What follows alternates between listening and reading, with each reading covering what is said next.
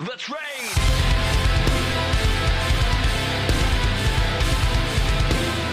What's going on YouTube? It's Dark Horse J-Kill here, bringing you another Call of Duty commentary here on the Xbox One. This is of course Call of Duty Ghost, and today we're talking about a bunch of Blitz.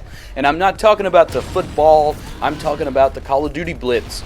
Giving you a little bit of insight on what you need to know to win more of those Blitz matches. And I'm talking about GB, League, MLG matches, clan versus clan, that kind of good stuff. Because the techniques I'm probably going to talk about in this video are not really going to work in pub matches because they don't have the respawn delays. So all the stuff I'm talking about pretty much will be obsolete if you're typically more into pub matches. But if you ever jumped into clan versus clan and had any problems, or if you just want to know a little something, then check out this video, watch it all the way through, and listen to what I have to say. So a lot of what I learned from Blitz, there's so many ways you can learn things. And I've said in previous videos, as a photographer in the past, I learn something new every day. It doesn't matter what topic I'm talking about, if it's photography, if it's video games, if it's learning how to speak. You can always learn something new from someone else. When I played guitar, the biggest thing for me was to play with many different guitar players because I picked up a little something different from each one. With Blitz and any other type of pro mode, I guess you could call it, you could always learn something new from someone else. And in Blitz, I've learned from watching a lot of different players. I typically like to be the OBJ guy when I play these game modes.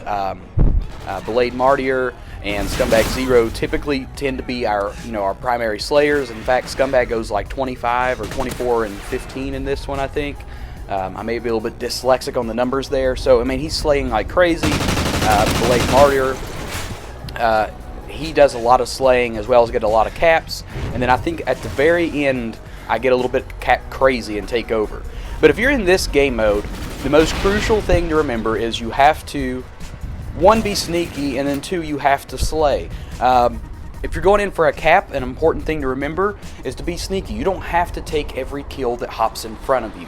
In fact, sometimes by taking a kill or taking a shot and giving away your position, you may lose the potential cap that you're working to achieve. So sometimes you're going to see throughout the course of this video, I'll see a few guys, but I won't actually shoot at them. What I'm actually doing is in the party chat, I'm calling out their positions to my teammates. I'm just laying back, and I've actually cut out a lot of this video for the sake of time, but there's some points, it is good just to lay around and watch and make call-outs for your teammates, especially, if you don't have the ability. Like, there's some points where I've pushed up so far, I'm already at the other team's area, but I'm all alone, and, all three or four of their guys are already there, so for me to push up would just be stupid, especially if they're all watching the objective.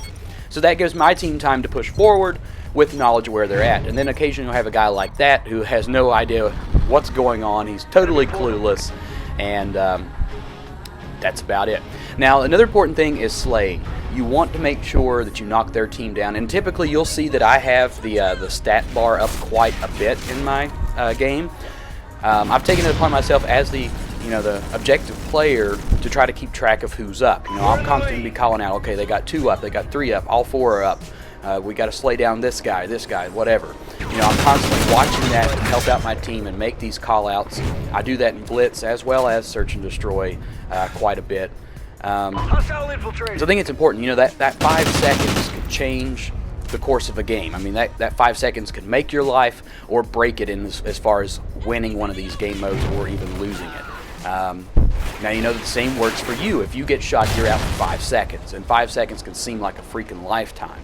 But if you can slay these guys out and keep pushing it forward and taking it to them, pretty much got it. Now, not in all cases, but in some cases, you can actually tell when, the course of the game. You can tell which way it's going. I mean, we've already got a 19-5 lead. I mean, we've got 3 minutes and 47 seconds left. 20-5 now. So basically, if we wanted to, we could just stay back at our spawn and just slay for the rest of the game. But, that's not fun. That doesn't make you a better player. If you're the type of player that just likes to sit in corners and get whatever kill comes to you, you're never going to get any better than what you put into the game. Like, if you go out like I'm doing here and running and gunning and going crazy, it's going to make you a better player. You're going to be able to engage in gunfights better. You're going to be able to probably win more gunfights. You're going to have a faster reaction time. Your aim's going to get better. So many things are going to improve just by improving your gameplay, moving around the map, getting map knowledge, using that map rotation. All of that is very important when playing these objective-based games. KD is both important and not playing objectives. Obviously here, KD's not that crucial. The most crucial thing is getting that cap. However, with that being said, KD is also important because if you're dying so many times, you're not respawning or in the game enough to be able to defend your objective or to be able to capture their objective. So, you know, it is kind of a win-loss ratio there as far as, you know, how important is KD. I think KD comes second to capturing that objective. You know, obviously, if you're capping the objective 20 times a game, but you're still, you know, going negative, that's not a bad thing. As long as your team gets the win, to me, that's the important thing. That's how I feel as an objective-based player. But that's pretty much the important things you need to remember in Blitz. Remember, you got that 5-second delay outside of pub matches, and that slaying is very important if you have to, but otherwise being a sneaky ninja is the thing. If you guys really want to learn a lot about Blitz play, I am a little bit Optic biased, but however, I think Optic has a really good play style that's easy to adapt to as far as, you know, they've got their slay plays. And Nade Shot is probably one of the sneakiest Blitz capturers I've ever watched from any team. If there's any other clans out there you guys can send me a suggestion to go check out, please let me know. But, you know, I just enjoy Nade Shot and Scumpy's commentaries. They're very entertaining to me. I think those guys, one thing about those guys versus a lot of other clans I watch is they have a lot of fun with what they do, and that's what makes their commentary interesting to me, as well as gives me a chance to learn a little bit of something.